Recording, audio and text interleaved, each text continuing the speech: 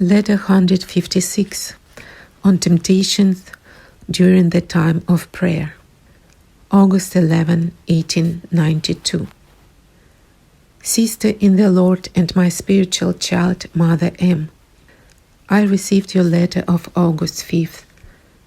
As you perform prayer, sometimes you have sleepiness, lethargy, weariness, and lukewarmness toward everything for several days at a time or even a week. It is very possible that prior to this you were plundered by a secret adversary, vainglory, pride, or condemnation of others, or anger, or some other thing. Thus our spiritual enemy tyrannizes our nature so that we would waste our days in idleness and slothfulness instead of preparing for eternity.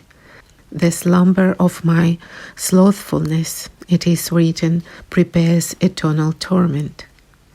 Sometimes it providentially happens even with great strugglers that grace, as it were, withdraws for a time, so that a man would recognize more fully the infirmity of his nature and have recourse the more to God, asking his assistance and protection.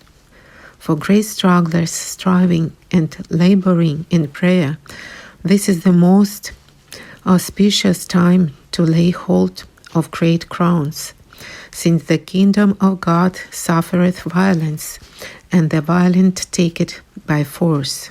Matthew 11:12. But even if we are vanquished by our weakness, let us not be despondent on this account, but rather humble ourselves and struggle with God's help. The strength of God is made perfect in weakness. Corinthians 2:12-9. Mourning according to God is most profitable, and they that sow with tears, it is said, shall reap with rejoicing, bearing the sheaves.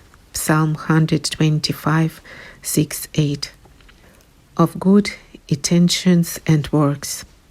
Of course, it is good to choose a suitable place in the church so as to conceal this gift of God from others. Both lying down and arising, it is good to have mourning according to God.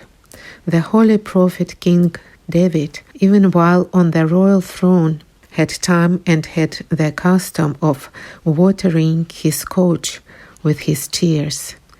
See Psalm 6:5. And for us sinners, it is even more fitting to do so. Help us, O Lord. Pray for the one who hates you. The Lord is mighty to reconcile her with you. By her hatred, she harms herself spiritually, being incited by the enemy, whereas she benefacts you. For blessed are ye when men shall revile you. Matthew 5:11.